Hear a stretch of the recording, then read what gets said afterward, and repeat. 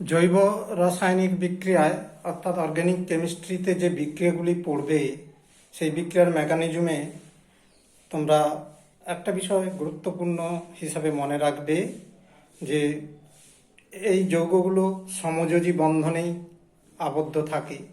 তার মানে এখানে যে রাসায়নিক বন্ধনগুলো রয়েছে, রাসায়নিক বন্ধন হচ্ছে সমযোজী বন্ধন। তো সেই সমযোজী বন্ধনের বিভাজন, বিয়োজন দুটো উপায়ে হয়ে থাকে।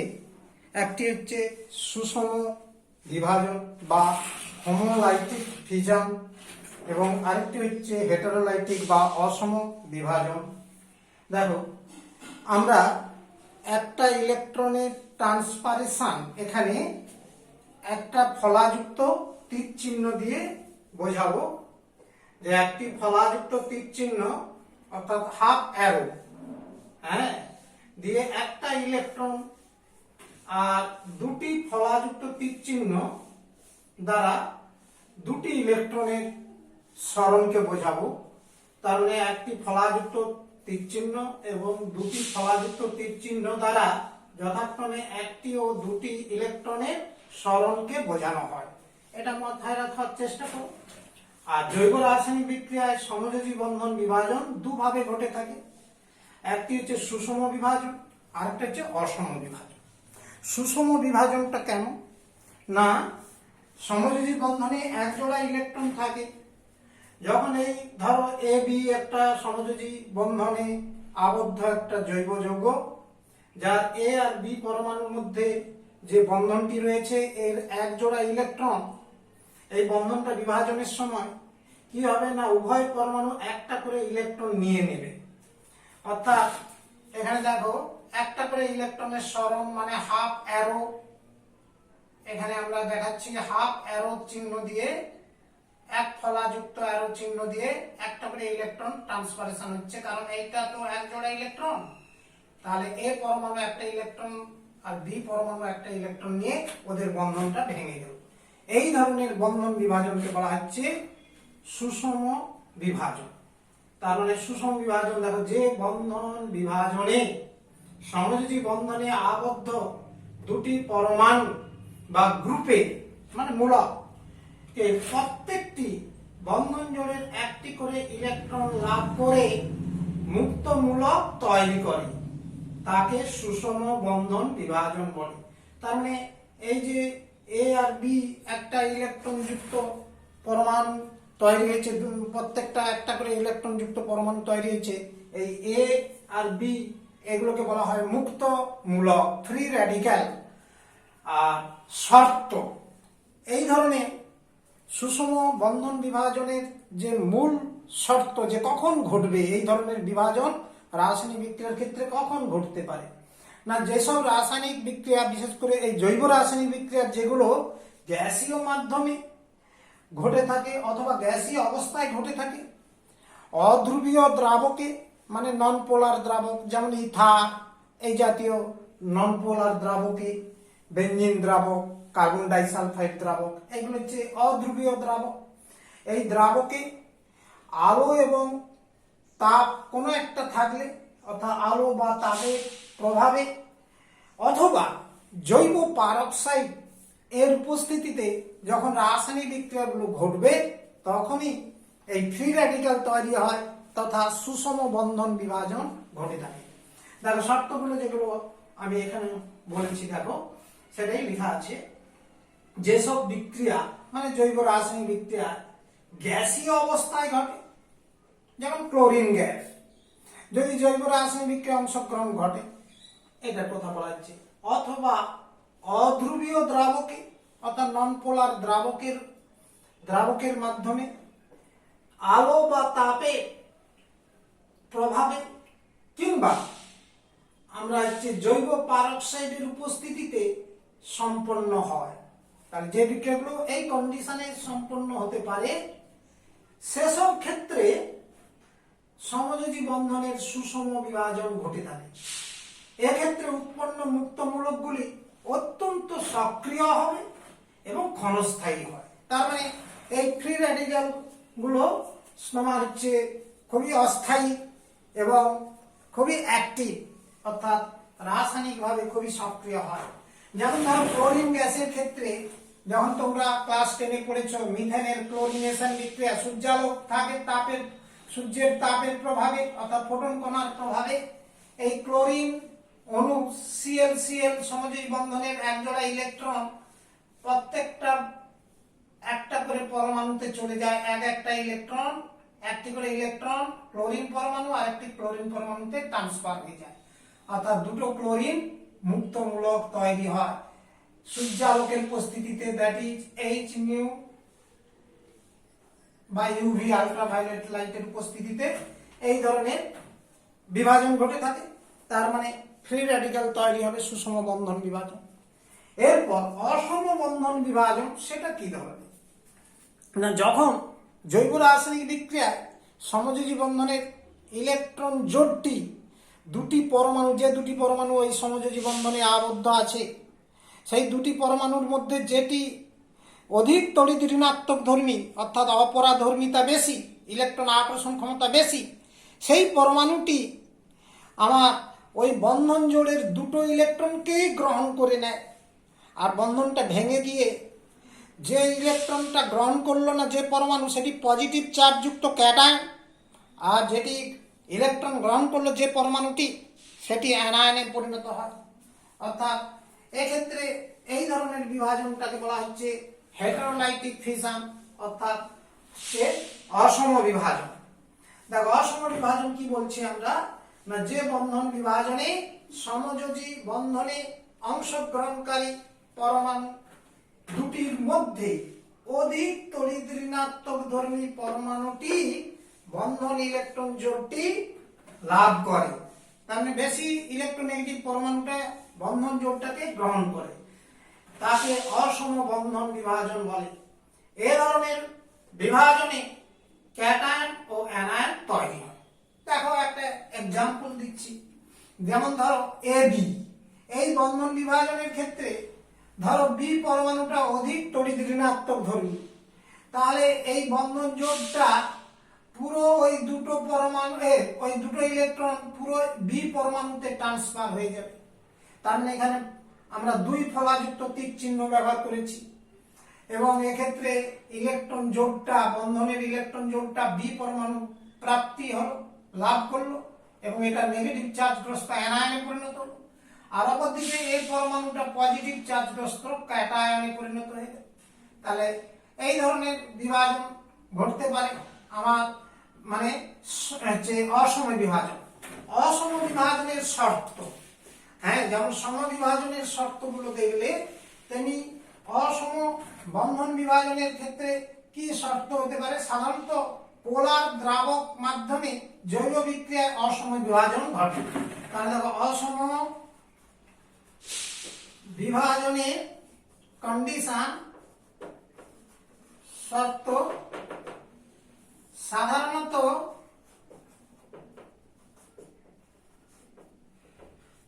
জৈব বিক্রিয়ায়, জৈব রাসায়নিক অর্গানিক কেমিস্ট্রির বিক্রিয়ায়, অর্গানিক কম্পাউন্ডের বিক্রিয়ায়, জৈব রাসায়নিক বিক্রিয়ায় পোলার মাধ্যম মানে ধ্রুবীয় মাধ্যমে ঘটলে, বিক্রিয়া না বলে বিক্রিয়া পোলার মাধ্যমে অর্থাৎ ধ্রুবীয় মাধ্যমে ঘটলে অসম বন্ধন বিভাজন ঘটে। অসম বন্ধন বিভাজন ঘটে থাকে। এক্সাম্পল একটা যেমন দিচ্ছি, দেখো মিথাইল ক্লোরাইডের যখন রাসায়নিক বিক্রিয়া ঘটবে, ধরো জলীয় মাধ্যমে, জল একটা পোলার দ্রাবক, জলীয় মাধ্যমে যদি মিথাইল ক্লোরাইড, যেমন আমরা দেখাচ্ছি, দেখো CH3Cl, এখানে কার্বন ক্লোরিনের বন্ধনের সমযোজী বন্ধনের ইলেকট্রন জোড় রয়েছে, এই জোড়টা ক্লোরিন পরমাণু পুরোপুরি টেনে নেবে, যেহেতু ক্লোরিন কার্বনের চেয়ে বেশি তড়িৎ ঋণাত্মক ধর্মী, এবং এই ক্ষেত্রে কন্ডিশনটা কি ছিল না, পোলার দ্রাবক যেমন জলীয় মাধ্যম অর্থাৎ ওয়াটার দ্রাবক যদি থাকে তাহলে কি হবে না ইলেকট্রন জোড়টা ক্লোরিন টেনে নিয়ে আর মিথাইল মূলকটি ক্যাটায়নে পরিণত হলো, কার্বনটা পজিটিভ চার্জগ্রস্ত হলো, আর ক্লোরিনটি অ্যানায়নে পরিণত হলো, ক্লোরাইড অ্যানায়ন। দ্যাট ইজ অসম বন্ধন বিভাজন। তার শর্ত সম্পর্কে বিষয়টি জানলে এবার বন্ধন বিভাজনে যে সক্রিয় পদার্থগুলো উৎপন্ন হয় সেগুলো তিন প্রকারের হয়। হ্যাঁ, অন্তর্বর্তী সক্রিয় পদার্থ সমূহ যে বন্ধন বিভাজনে অন্তর্বর্তী সক্রিয় পদার্থ যেগুলো বন্ধন বিভাজনে তৈরি হয় সেগুলো তিন প্রকারের হয়, তিন প্রকারের, যথা নাম্বার 1 ফ্রি রেডিক্যাল, অলরেডি শুনলে তোমরা একটু আগে, মুক্তমূলক। হ্যাঁ, নাম্বার 2 কার্বোক্যাটায়ন, অর্থাৎ এটা হচ্ছে কার্বোক্যাটায়ন, কার্বনটা পজিটিভ চার্জ যুক্ত হয়ে গেলে কার্বোক্যাটায়ন। নাম্বার 3 কার্বনটা যখন নেগেটিভ চার্জ যুক্ত হয়ে যাবে তখন বলা হচ্ছে কার্বানায়ন, অর্থাৎ কার্বন অ্যানায়ন, যাকে আমরা কার্বানায়ন বলছি। তাহলে এই তিন ধরনের অন্তর্বর্তী সক্রিয় পদার্থ তৈরি হয় বন্ধন বিভাজনে, সুষম এবং অসম বন্ধন বিভাজনে।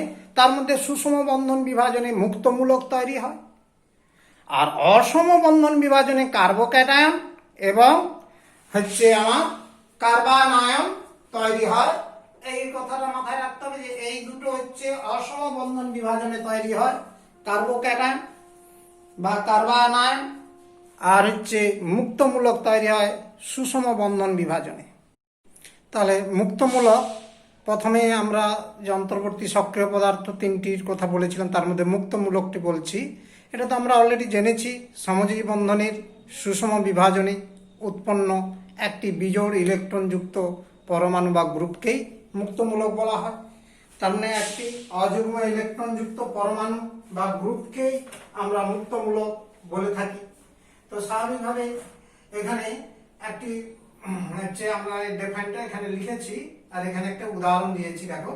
হ্যাঁ, সমযোজী বন্ধনের সুষম বিভাজনে উৎপন্ন একটি বিজোড় ইলেকট্রনযুক্ত পরমাণু বা গ্রুপকে মুক্তমূলক বলা হয়। এখানে দেখো মিথাইল ব্রোমাইড সূর্যালোকের উপস্থিতিতে এর সুষম বন্ধন বিভাজন ঘটবে, অর্থাৎ এই বন্ধন জোড় দুটো ইলেকট্রনের একটি করে প্রতিটি পরমাণুতে ট্রান্সফার হবে, অর্থাৎ এই এক ফলাযুক্ত তীর চিহ্ন দিয়ে বোঝানো হলো এই কার্বন একটি ইলেকট্রন নিল আর ব্রোমিন একটা ইলেকট্রন নিল। তাহলে এটা একটা মুক্তমূলক, এটা একটা মুক্তমূলক তৈরি হলো, মিথাইল মুক্তমূলক এবং ব্রোমিন মুক্তমূলক। এই মুক্তমূলকের গঠন, মূলত জৈব মুক্তমূলকের কথাই আমরা আলোচনায় আসছি, যে জৈব মুক্তমূলকের গঠনটা কেমন, অর্থাৎ জ্যামিতিক গঠন আকৃতি মুক্তমূলকের কেমন হতে পারে। জৈব মুক্তমূলক তথা কার্বন পরমাণুযুক্ত মুক্তমূলক তথা যেমন অ্যালকিল বা অ্যারাইল মূলক। অ্যালকিল মূলক যেমন এই যে আমরা একটা দিয়েছি অ্যালকিল মূলক, মিথাইল মূলক, ইথাইল মূলক। হ্যাঁ, তিন ধরনের অ্যালকিল মূলক তোমরা শুনতে পাবে, প্রাইমারি, সেকেন্ডারি, টারসিয়ারি। এছাড়া মিথাইল মূলক মুক্তমূলক রয়েছে, তো সেটা আসছি পরের টপিকে। তো জ্যামিতিক গঠন আকৃতি কেমন না, এই কার্বন পরমাণুতে এখানে কি হচ্ছে না একটা ইলেকট্রন রয়েছে, একটি ইলেকট্রন, ওই যে একটি তীর চিহ্ন দিয়ে দেখিয়েছি যে একটি ইলেকট্রন মানে অযুগ্ম ইলেকট্রন যুক্ত কার্বন পরমাণুটি রয়েছে, এই একটা জৈবমূলক বা অ্যালকাইল মূলকের কথাই ভাবতে পারো। তো এখানে কি হয়েছে দেখো, যে এই কার্বনটি কেন্দ্রীয় কার্বন পরমাণু sp2 সংকরায়িত, এই কার্বনটি sp2 সংকরায়িত।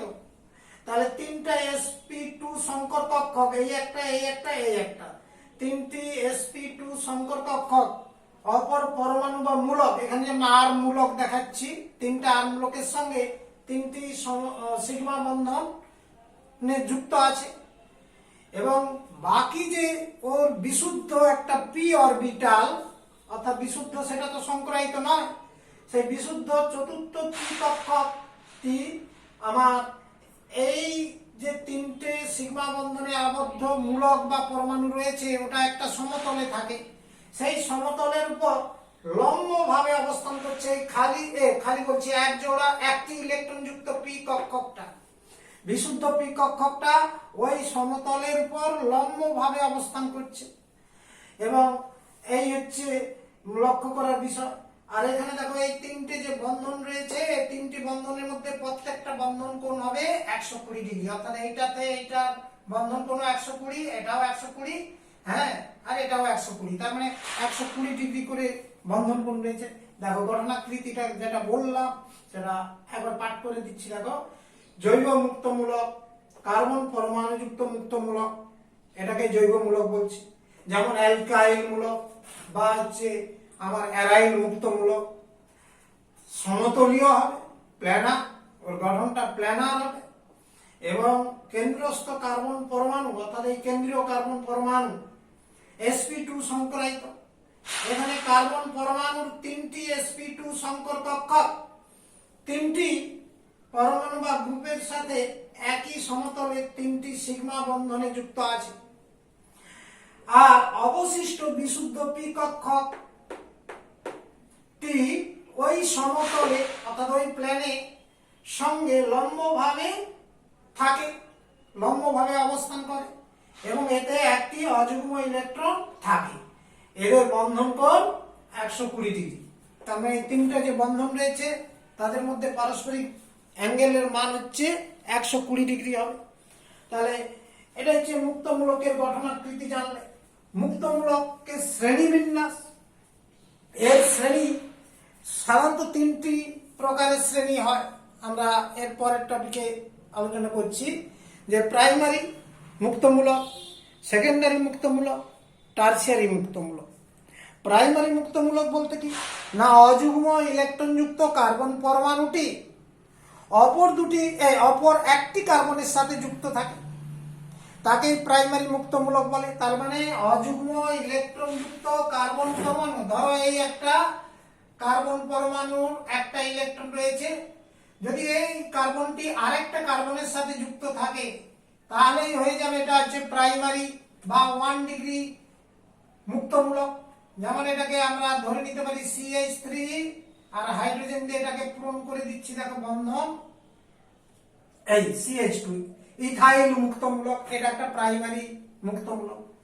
সেকেন্ডারি বা 2 ডিগ্রি মুক্তমূলক কি না, অযুগ্ম ইলেকট্রনযুক্ত কার্বন পরমাণুটি যদি অপর দুটো কার্বনের সাথে যুক্ত থাকে, অন্য দুটো কার্বনের সাথে যুক্ত আছে, এই জন্য এটাকে বলা হচ্ছে 2 ডিগ্রি মুক্তমূলক অর্থাৎ সেকেন্ডারি মুক্তমূলক। যেমন এটা দেখো লক্ষ্য করো আইসোপ্রোপাইল মুক্তমূলক, এই হ্যাঁ তিনটা কার্বনে যুক্ত রয়েছে, আইসোপ্রোপাইল মুক্তমূলক, দ্যাট ইজ এটা হচ্ছে সেকেন্ডারি মুক্তমূলক। টারসিয়ারি মুক্তমূলক কি না, অযুগ্ম ইলেকট্রনযুক্ত কার্বন পরমাণুটি যদি তিনটে কার্বনের সাথে যুক্ত থাকে, এই যে এটা ট্রাইমিথাইল মুক্তমূলক এখানে হচ্ছে, অর্থাৎ এটা বলা হচ্ছে টারসিয়ারি বিউটাইল মুক্তমূলক। এই যে একটা অযুগ্ম ইলেকট্রন যুক্ত কার্বন মূলক, তার মানে এটা টারসিয়ারি বা 3 ডিগ্রি মুক্তমূলক বলা হয়। তাহলে তিন প্রকার মুক্তমূলকের কথা জানলে হচ্ছে প্রাইমারি, সেকেন্ডারি, টারসিয়ারি। এছাড়া চতুর্থ নম্বর মুক্তমূলক হচ্ছে আমার মিথাইল মুক্তমূলক। এটা হচ্ছে 4 নম্বর মুক্তমূলক হিসাবে ভাবতে পারো। এই মুক্তমূলকগুলোর স্থায়িত্বের ক্রম আমরা ব্যাখ্যা করেছিলাম হাইপার কনজুগেশন দিয়ে। সেখানে আমরা দেখিয়েছিলাম যেখানে আলফা হাইড্রোজেনের সংখ্যা সব থেকে বেশি সেটি সব থেকে স্থিতিশীল মুক্তমূলক হবে। কাজে স্থিতিশীল মুক্তমূলকের ক্ষেত্রে পাওয়া যাবে তোমার সব থেকে কোনটা হবে, টারসিয়ারি মুক্তমূলক। কারণ এখানে দেখো 3, 3, 6, 3, 9টা হচ্ছে আলফা হাইড্রোজেন আছে, আমরা অলরেডি ব্যাখ্যা করে দিয়েছি। আর সেকেন্ডারি মুক্তমূলক ওর থেকে কম স্থিতিশীল, কারণ সেক্ষেত্রে আলফা হাইড্রোজেনের সংখ্যা কম। প্রাইমারি মুক্তমূলক আরো কম স্থিতিশীল, তাহলে তার স্থিতিশীলতা সবচেয়ে অনেক কম হবে, কারণ আলফা হাইড্রোজেনের সংখ্যা আরো কম থাকে। আমার হচ্ছে সবচেয়ে কম স্থিতিশীল হবে মিথাইল মুক্তমূলক, তার মানে সবচেয়ে সক্রিয় যেটা, কম স্থিতিশীল যেটা, তার মানে কম স্থায়ী যেটা, সেটাই সবচেয়ে অ্যাক্টিভ। তার মানে সক্রিয়তার ক্রমটা কেমন হবে না, মিথাইল মূলক সবচেয়ে বেশি সক্রিয়, প্রাইমারি মুক্তমূলক ওর থেকে কম সক্রিয়, সেকেন্ডারি আরো কম সক্রিয়, টার্সিয়ারি সবচেয়ে কম সক্রিয়। তাহলে স্থায়িত্বের ক্রম সবচেয়ে বেশি টার্সিয়ারি, তার থেকে কম সেকেন্ডারি, তার থেকে কম প্রাইমারি, আরো কম স্থায়িত্ব দিক থেকে মিথাইলমূলক। আর সক্রিয়তা এর বিপরীত হবে, অর্থাৎ সবচেয়ে তীব্র সক্রিয় হবে মিথাইল মুক্তমূলক। তারপরে আমার সক্রিয়তা এর থেকে কম হবে প্রাইমারি মুক্তমূলক, তার থেকে সক্রিয়তা কম হবে সেকেন্ডারি মুক্তমূলক, আর সবচেয়ে কম সক্রিয় হবে টার্সিয়ারি মুক্তমূলক। তাহলে এই হলো মুক্তমূলক সম্পর্কে স্টাডি। মুক্তমূলকের শ্রেণীবিন্যাস আমরা যেটা বোঝালাম সেটা এখন বোর্ডে লিখে দিয়েছি। দেখো যে মুক্তমূলকের 3 প্রকারের শ্রেণী রয়েছে, প্রাইমারি বা 1 ডিগ্রি, সেকেন্ডারি বা 2 ডিগ্রি, টার্সিয়ারি বা 3 ডিগ্রি মুক্তমূলক। এবার এক একটা চিনবে কি করে সেটাও বোঝালাম। হ্যাঁ, সেটাও এখানে লেখানো আছে, দেখে নাও, লেখা আছে যে অযুগ্ম ইলেকট্রন যুক্ত কার্বন পরমাণু, বিজোড় ইলেকট্রন যুক্ত কার্বন পরমাণু সাথে একটি কার্বন যুক্ত থাকলে তাকে প্রাইমারি বা 1 ডিগ্রি মুক্তমূলক, দুটি কার্বন থাকলে তাকে সেকেন্ডারি বা 2 ডিগ্রি মুক্তমূলক, এবং 3টি কার্বন পরমাণু যুক্ত থাকলে তাকে 3 ডিগ্রি বা টার্সিয়ারি মুক্তমূলক বলে। উদাহরণ অলরেডি দেখো, ইথাইল মুক্তমূলক, এইখানে কার্বনের বিজোড় ইলেকট্রন একটা রয়েছে, অর্থাৎ এটা হচ্ছে বিজোড় ইলেকট্রন যুক্ত একটা কার্বনে যুক্ত আছে, সেই জন্য এটা প্রাইমারি মুক্তমূলক। আইসোপ্রোপাইল, যেখানে দেখো এই বিজোড় কার্বন যুক্ত কার্বন, এতে দুটো কার্বন যুক্ত রয়েছে, আইসোপ্রোপাইল সেকেন্ডারি মুক্তমূলক। তেমনি দেখো এটা টার্সিয়ারি বিউটাইল মুক্তমূলক, অর্থাৎ এই কার্বন অযুগ্ম ইলেকট্রন যুক্ত কার্বন, তাতে 3টে কার্বন যুক্ত রয়েছে, হ্যাঁ 3 ডিগ্রি মুক্তমূলক। তাহলে প্রাইমারি, সেকেন্ডারি, টার্সিয়ারি 3টে প্রকারের মুক্তমূলক জানলে। এছাড়াও আমরা বলছিলাম 4র্থ টাইপের একটা মুক্তমূলক রয়েছে যেটা মিথাইল মুক্তমূলক, যে এই যে মিথাইল মুক্তমূলক এখানে যেমন দেওয়া আছে CH3, এই কার্বনটা অযুগ্ম ইলেকট্রন। এবার দেখো এদের স্থায়িত্বের কথাও বোঝালাম, যেটা সেটা এখানে আবার লিখে দিচ্ছি। দেখো তোমরা হাইপার কনজুগেশন অলরেডি আগের টপিকে আমি বুঝিয়েছি, ডিটেলসে করিয়েছি যে হাইপার কনজুগেশন এবং রেজোনেন্স দিয়ে আমার মুক্তমূলকের স্থায়িত্বের ব্যাখ্যা পাওয়া যায়। স্থায়িত্বের ব্যাখ্যা করা যায় যে মুক্তমূলকে আলফা হাইড্রোজেন পরমাণুর সংখ্যা বেশি, সেটি তত বেশি সুস্থিত এবং তার সক্রিয়তা তত কম হয়। কারণ স্থিতিশীল যত হবে সেটা কম সক্রিয়, তার মানে কম স্থিতিশীলটাই বেশি সক্রিয়। তো স্থায়িত্বের ক্রম আলফা হাইড্রোজেনের সংখ্যা অনুযায়ী আমরা বলেছি। এখানে দেখো টার্সিয়ারি বিউটাইল মুক্তমূলক, অর্থাৎ এখানে 3 থেকে 9টা আলফা হাইড্রোজেন আছে, 9টা আলফা হাইড্রোজেন আছে, এই জন্য 3 ডিগ্রি মুক্তমূলক সবচেয়ে স্থিতিশীল, অর্থাৎ স্থায়িত্ব সবচেয়ে বেশি। আইসোপ্রোপাইল মুক্তমূলকে দেখো 3 থেকে 6টা আলফা হাইড্রোজেন আছে, হ্যাঁ, অর্থাৎ 6টা আলফা হাইড্রোজেন থাকা মানে এটা এর থেকে কম স্থিতিশীল কিন্তু বাকিগুলোর থেকে বেশি স্থিতিশীল, অর্থাৎ সেকেন্ডারি মুক্তমূলক। প্রাইমারি মুক্তমূলক, এখানে 3টে আলফা হাইড্রোজেন আছে, কাজেই এটা হচ্ছে স্থিতিশীলতা এদের থেকে কম, টার্সিয়ারি সেকেন্ডারির চেয়ে কম, কিন্তু মিথাইলের চেয়ে বেশি। এবার দেখো মিথাইল মূলকে কোনো আলফা হাইড্রোজেন নাই, কারণ এখানে কোনো আলফা কার্বনই নেই, তো স্বাভাবিকভাবে মিথাইল মুক্তমূলক সবচেয়ে কম স্থিতিশীল। আর রাসায়নিক সক্রিয়তা এদের বিপরীত হবে, কেমন সক্রিয়তা, অর্থাৎ যেটা কম স্থিতিশীল, যে মুক্তমূলক কম স্থিতিশীল সেটা সবচেয়ে সক্রিয় মিথাইল মূলক, আর যেটা সর্বাধিক স্থিতিশীল সেটা সক্রিয়তা কম, তার মানে সক্রিয়তার ক্রম হলো মিথাইল মূলক গ্রেটার দেন প্রাইমারি মুক্তমূলক, গ্রেটার দেন সেকেন্ডারি মুক্তমূলক, গ্রেটার দেন টারশিয়ারি মুক্তমূলক। এরপর আমরা কার্বোক্যাটায়ন সম্পর্কে অর্থাৎ মুক্তমূলক সম্পর্কে জানলে আমরা অন্তর্বর্তী সক্রিয় পদার্থ 3 প্রকারের বলেছিলাম যে মুক্তমূলক তার মধ্যে প্রথম যেটা আলোচনা করলাম, এরপর কার্বোক্যাটায়ন আর কার্বানায়ন সম্পর্কে আলোচনায় আসছি। কার্বোক্যাটায়ন ধনাত্মক আধানযুক্ত কার্বন পরমাণু সমন্বিত আয়নকে কার্বোক্যাটায়ন বলে। তো যে কথাগুলো বোঝালাম সেগুলো বোর্ডে আবার লিখে দিলাম। দেখো যে ধনাত্মক চার্জযুক্ত কার্বন পরমাণু সমন্বিত আয়নকে কার্বোক্যাটায়ন বলে। যেমন একটা উদাহরণ দেওয়া হচ্ছে, দেখো উদাহরণে CH3CCl টারশিয়ারি বিউটাইল ক্লোরাইড। এখানে দ্রাবক আছে, পোলার দ্রাবক, স্বাভাবিকভাবে অসম বন্ধন বিভাজন ঘটবে, অর্থাৎ অধিক তড়িৎ ঋণাত্মক ধর্মী ক্লোরিন পরমাণুর দিকে ইলেকট্রনটা সরে আসবে, ইলেকট্রন জোড়টা সরে আসবে।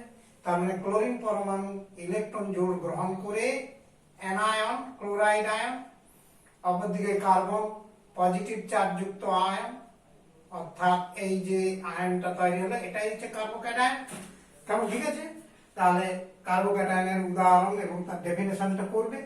আর শ্রেণীবিন্যাস যেটা বললাম, প্রাইমারি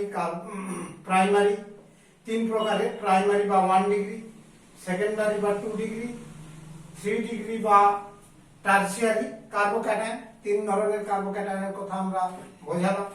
এবার দেখো এর ডেফিনেশনটা কিরকম হবে না, ওই মুক্তমূলকের মতোই ডেফিনেশনটা যেটা আমরা বললাম সেটা আবার দেখো এখানেও লিখেছি। পজিটিভ চার্জযুক্ত কার্বন পরমাণুর সঙ্গে একটি বা দুটি বা 3টি কার্বন পরমাণু, মানে ওই পজিটিভ কার্বনের সাথে বাকি যে কার্বনগুলো যুক্ত আছে তাদের সংখ্যা যদি 1টি, 2টি বা 3টি কার্বন পরমাণু যুক্ত থাকলে তাকে যথাক্রমে প্রাইমারি, সেকেন্ডারি বা টারশিয়ারি কার্বোক্যাটায়ন বলা হয়।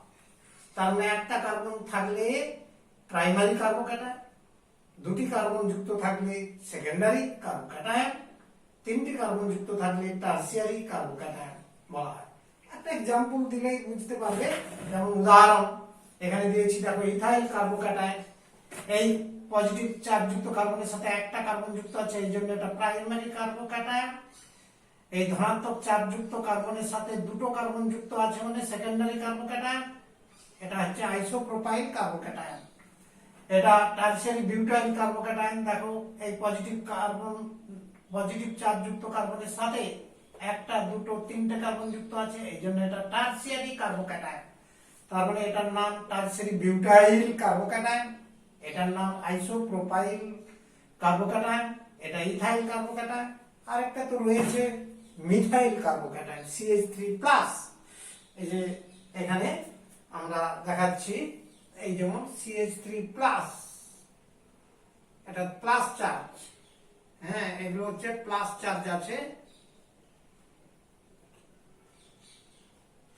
তাহলে দেখো আমরা এরপরে যেটা বলছিলাম স্থায়িত্বের ব্যাখ্যা, সেটাও বলেছি যে হচ্ছে হাইপার কনজুগেশন এবং রেজোনেন্স দ্বারা কার্বোক্যাটায়ন বা আগে মুক্তমূলকের স্থায়িত্বের কথা পড়েছো, ঠিক একইভাবে এরও স্থায়িত্বের ব্যাখ্যা আমরা আগেও করেছি হাইপার কনজুগেশন পড়া থেকে, রেজোনেন্স পড়া থেকে।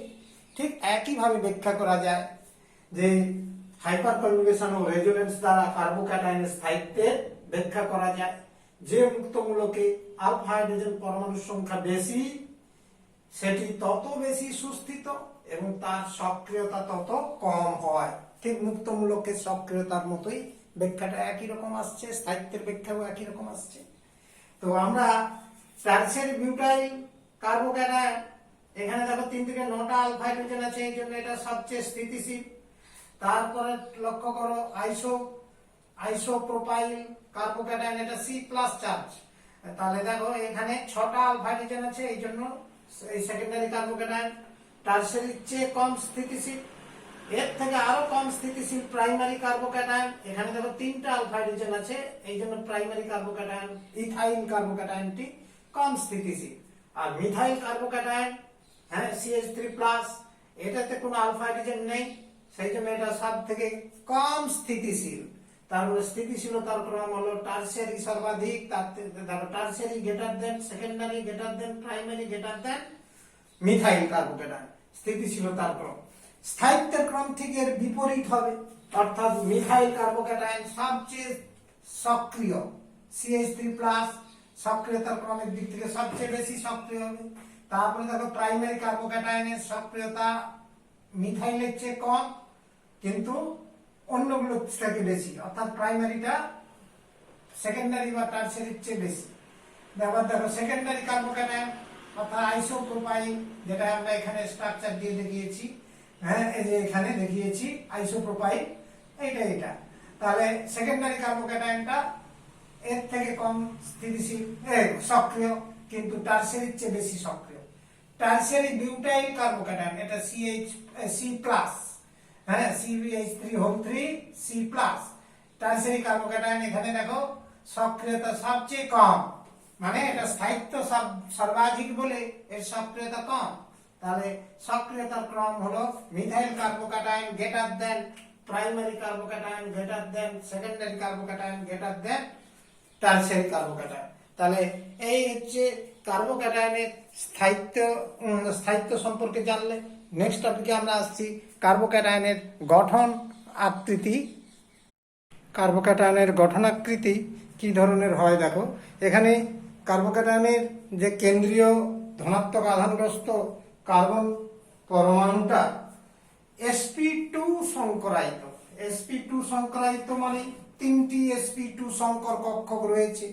সেই তিনটি sp2 সংকর কক্ষক পরস্পর 120 ডিগ্রি কোণ করে অবস্থান করে এবং ওই তিনটি sp2 সংকর কক্ষক অপর পরমাণু বা হচ্ছে গ্রুপের সাথে তিনটি সিগমা বন্ধন দ্বারা যুক্ত হয়ে থাকে, হ্যাঁ, এবং এই তিনটি বন্ধন একটি সমতলেই অবস্থান করে। তার মানে এর গঠন আকৃতি হবে প্ল্যানার ট্রায়াঙ্গুলার, অর্থাৎ সমতলীয় ত্রিকোণাকার হয়। এবার চতুর্থ একটা বিশুদ্ধ যে পিক কক্ষকটা রয়ে গেল এই কেন্দ্রীয় কার্বনের, সেই কার্বনের চতুর্থ পি কক্ষকটি খালি অবস্থায় থাকে এবং অপর তিনটি যে sp2 সংকর কক্ষক রয়েছে তাদের সমতলের সঙ্গে লম্বভাবে অবস্থান করে। এইভাবে হচ্ছে কার্বোকেটায়নের গঠনটি ব্যাখ্যা করা যায়। তাহলে দেখো কার্বোকেটায়নের কেন্দ্রস্থ ধনাত্মক চার্জযুক্ত কার্বন পরমাণুটি, অর্থাৎ এই পজিটিভ চার্জযুক্ত কার্বন পরমাণুটি sp2 সংকরায়িত, sp2 সংকরায়িত এই কার্বন পরমাণুটা। এখানে তিনটি sp2 সংকর কক্ষক সিগমা বন্ধন দ্বারা অপর পরমাণু বা গ্রুপের সাথে যুক্ত থাকে এবং এদের বন্ধন কোণ 120 ডিগ্রি। কাজে ইহার গঠন সমতলীয় ত্রিকোণাকার হবে, সেটা তোমাদের জানা কথা। sp2 সংকরায়ন হলে হ্যাঁ ট্রায়াঙ্গুলার প্ল্যানার হয়, হ্যাঁ প্ল্যানার ট্রায়াঙ্গুলার হয়।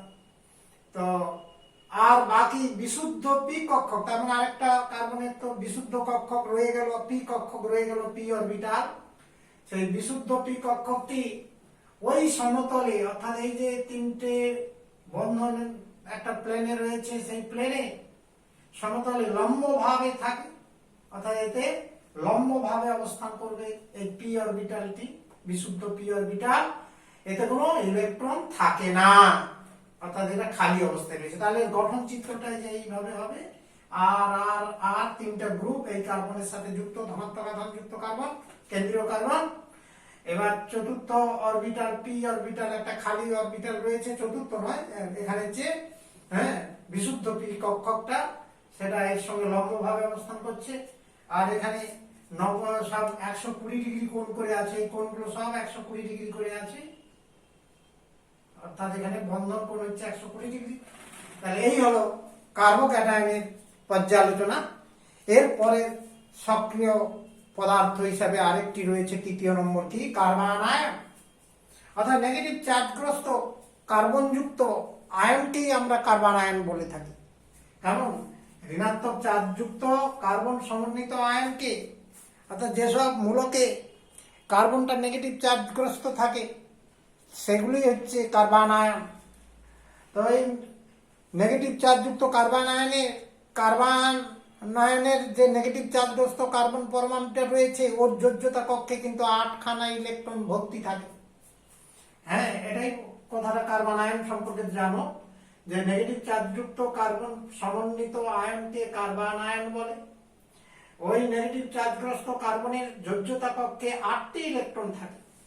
একটা উদাহরণ দিলে পরিষ্কার হয়ে যাবে। দেখো, এখানে আমি অ্যাসিটালডিহাইড CH3CHO নিয়েছি, যেটা ক্ষারীয় মাধ্যমে OH মাইনাস ক্ষারের সঙ্গে এখানে বিক্রিয়া করে। তো এই অ্যাসিটালডিহাইডের একটা হাইড্রোজেন পরমাণু বিক্রিয়া অংশ নেয়, তাহলে CH2 লিখলাম, আর একটা হাইড্রোজেনকে আমি এখানে বিচ্ছিন্ন অবস্থায় দেখাচ্ছি। কি হয় না, এই হাইড্রোজেন পরমাণুর যে সিগমা ইলেকট্রন জোড় এই কার্বনে পরিত্যক্ত হয়। পরিত্যক্ত করার ফলে কার্বন পরমাণুতে 2টি ইলেকট্রন সঞ্চিত হলো, অর্থাৎ কার্বন আয়ন তৈরি হলো। নেগেটিভ চার্জগ্রস্ত কার্বন পরমাণু, এইটা কার্বন আয়ন তৈরি হলো। আর হাইড্রোজেনটা প্রোটন হিসাবে সেই ওই আয়নের সাথে যুক্ত হয়ে জল তৈরি হলো। তাহলে এইভাবে রাসায়নিক বিক্রিয়াটা ঘটে থাকে। তাহলে এইভাবে কার্বন আয়ন বিষয়টা তৈরি হয়। মোটামুটি মাথায় রাখার চেষ্টা করো, মনে রাখার চেষ্টা করো। এর গঠন আকৃতি আমরা লক্ষ্য করতে পারি। কার্বন পরমাণুর যোজ্যতা কক্ষে একটি s অরবিটাল আর 3টি p অরবিটাল রয়েছে। 2s আর 2p অরবিটাল 3টে রয়েছে, মোট 4টা অরবিটাল রয়েছে। তার মধ্যে 3টে অরবিটাল এখানে সংকরায়িত হয়ে থাকে, একটি s অরবিটাল আর 2টো p অরবিটাল। কাজেই এখানে কার্বন আয়নের নেগেটিভ চার্জযুক্ত কার্বনটি sp2 সংকরায়িত, এবং এই 3টি সংকর কক্ষক পরস্পর 120 ডিগ্রি কোণ করে অবস্থান করছে।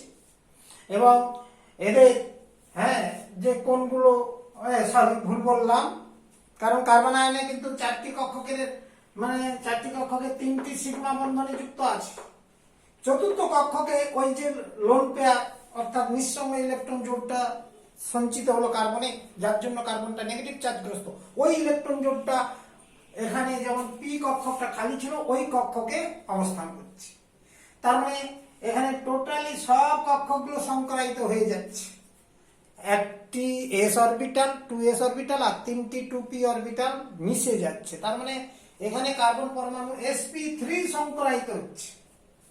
হ্যাঁ, কার্বন আয়নে কার্বন পরমাণু sp3 সংকরায়িত হয়ে এবার একটি লোন পেয়ার আছে, মানে অ্যামোনিয়ার মতো গঠন, পিরামিডিয়াল, অর্থাৎ পিরামিডিয়াল গঠন সৃষ্টি করবে এক্ষেত্রে। তাহলে জ্যামিতিক গঠন আকৃতি হবে, বিশেষ করে কোন ক্ষেত্রে না, অ্যালকিল কার্বন আয়নের ক্ষেত্রে। অ্যালকিল মূলকগুলো যদি থাকে, এটা যদি অ্যালকিল মূলক হয় সেই কার্বন আয়নের ক্ষেত্রে, যেমন এটা একটা CH2 minus alkyl carbon ion, তাহলে এরূপ ক্ষেত্রে কিন্তু এইরকম গঠন আকৃতি পাওয়া যাবে। কারণ ঠিক আছে, তাহলে অ্যালকিল কার্বন আয়নে মনে রাখতে হবে এই অ্যালকিল ভাষাটা। অ্যালকিল কার্বন আয়নে নেগেটিভ চার্জযুক্ত কেন্দ্রীয় কার্বন পরমাণুটি sp3 সংকরায়িত। এর গঠনাকৃতি অ্যামোনিয়ার মতো পিরামিডিয়াল হবে, পিরামিড আকার হবে। এবার বিশেষ করে রেজোনেন্স দ্বারা স্থায়িত্ব লাভ করে এমন কার্বন আয়ন রয়েছে, সেগুলির কেন্দ্রস্থ তোমার কার্বন পরমাণু sp2 সংকরায়িত, এবং এদের গঠন কিন্তু সমতলীয় হবে। আমি কি বললাম দেখো, যে কথাটা বলছি সেটা আমি লিখে দেখাচ্ছি। দেখো, যে সমস্ত কার্বন আয়ন, যে সমস্ত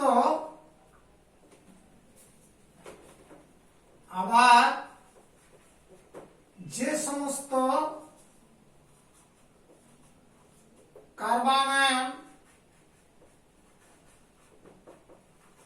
রেজোনেন্স দ্বারা স্থিতিশীল হয়,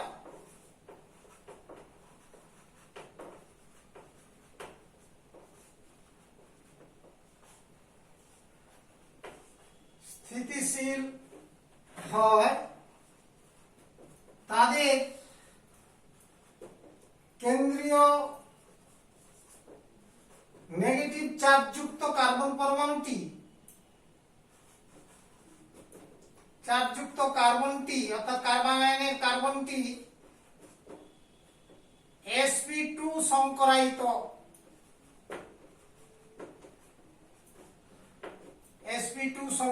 হয়। এক্ষেত্রে sp2 সংকরায়িত হবে। এবং এদের গঠনাকৃতি তাহলে কি হবে? এদের গঠনাকৃতি সমতলীয় হবে। হ্যাঁ, আর এক্ষেত্রে অ্যালকিল কার্বনাইন ছিল পিরামিডাল, তাহলে এদের গঠন সমতলীয় ট্রায়াঙ্গুলার হবে, প্ল্যানার হবে। হ্যাঁ, এদের মানে স্ট্রাকচার আকৃতিটা সমতলীয় হবে। যেমন ধরো আমরা একটা দিচ্ছি, দেখো গঠন CH2 ডবল বন্ড CH, হ্যাঁ CH2, একটু এটা ফাঁক করে লিখছি, CH2টাকে একটু বিস্তৃত করে লিখলাম। ধরো এই কার্বনের ওই যে একটা অরবিটাল রয়েছে p অরবিটাল,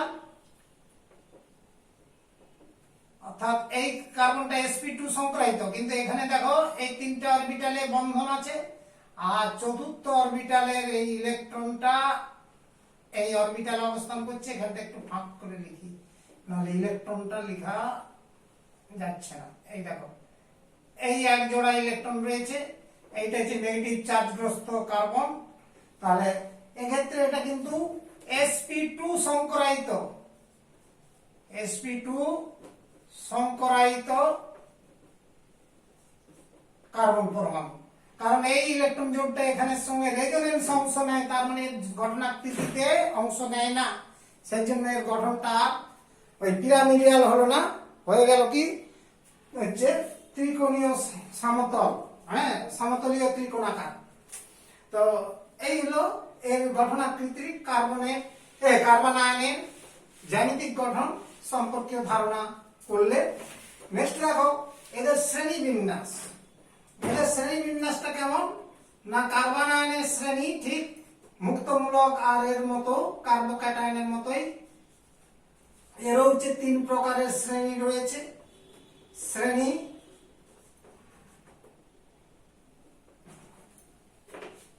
তিন প্রকারের,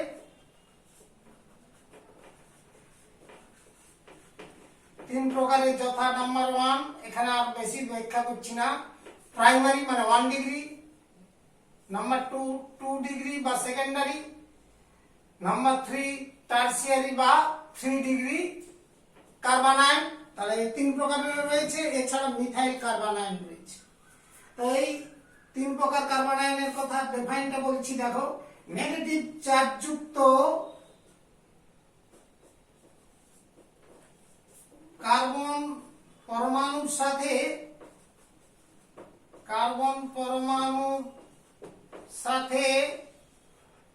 একটি কার্বন যুক্ত থাকলে বা দুটি কার্বন যুক্ত থাকলে বা 3টি কার্বন যুক্ত থাকলে, 3টি কার্বন পরমাণু যুক্ত থাকলে তাকে যথাক্রমে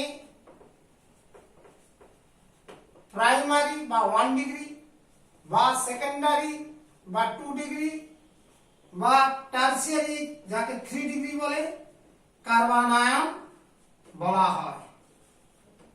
তাহলে এই হচ্ছে শ্রেণীবিন্যাস সম্পর্কে জানলে। এর এক্সাম্পল দিচ্ছি,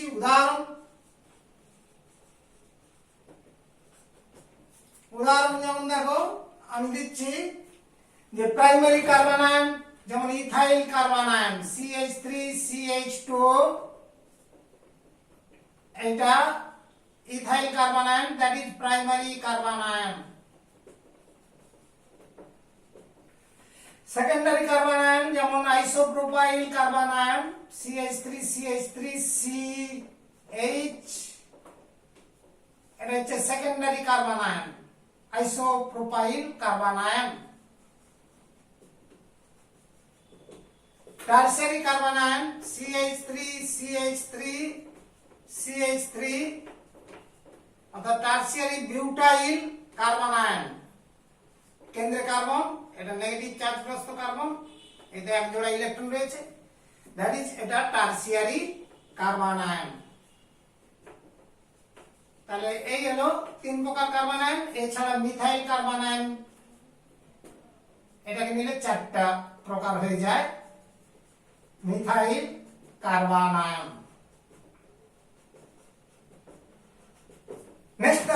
স্থায়িত্বের ক্রম।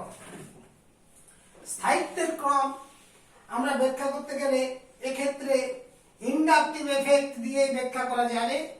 হ্যাঁ, অর্থাৎ নেগেটিভ পজিটিভ ইন্ডাকটিভ এফেক্ট, যে মিথাইল মূলকগুলো রয়েছে তিনটা, আমরা সেখানে আলোচনা করেছিলাম ইন্ডাকটিভ এফেক্টে, সেই একই ব্যাখ্যা আসবে যে অ্যালকিল মূলকগুলো ধনাত্মক ইন্ডাকটিভ এফেক্ট থাকার জন্য এই কার্বনের দিকে ইলেকট্রনের সরণ ঘটে, অর্থাৎ এই দিকে ইলেকট্রনের সরণ ঘটে।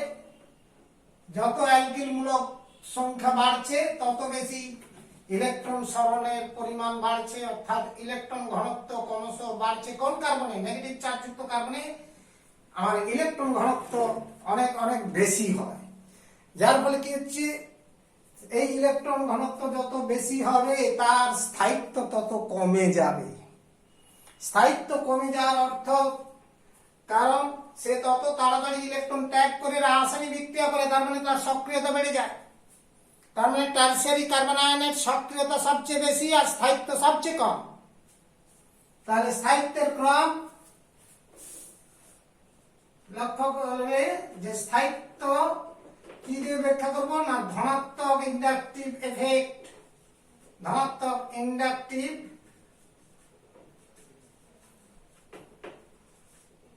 এফেক্ট, ধনাত্মক inductive effect that is plus I effect বলা হয়, আই প্রভাব বা আবেশ প্রভাব দ্বারা কার্বন আয়নের স্থায়িত্বের ব্যাখ্যা করা যায়। কার্বন আয়নের স্থায়িত্বের ব্যাখ্যা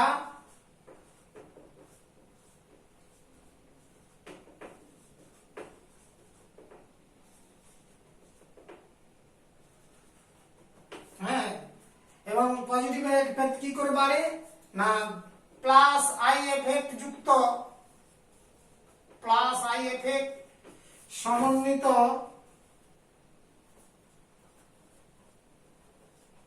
অ্যালকিল মূলকের সংখ্যা বাড়লে অ্যালকিল মূলকের সংখ্যা বৃদ্ধি সঙ্গে সঙ্গে কালি ডিস্টার্ব হচ্ছে, সঙ্গে সঙ্গে কার্বন আয়নের স্থায়িত্ব কমে যায়। কোন কার্বনের সাথে যুক্ত থাকবে না, এই কার্বনের সাথে অ্যালকিল মূলক যত যুক্ত থাকবে বেশি সংখ্যায় তত তার স্থায়িত্ব কমতে থাকে। বৃদ্ধির সঙ্গে সঙ্গে কার্বন আয়নের স্থায়িত্ব কমে যায়। কার্বন আয়নের অ্যালকিল কার্বন আয়নের স্থায়িত্ব হ্রাস পায়। এটা মাথায় রাখবে। এখানে স্থায়িত্বের ক্রম, স্থিতিশীলতার ক্রম, স্থায়িত্বের ক্রম। দেখো আমরা তাহলে স্থিতিশীলতার ক্রম হিসাবে কি লিখতে পারি, সবচেয়ে মোস্ট স্টেবল হবে মিথাইল কার্বন আয়ন।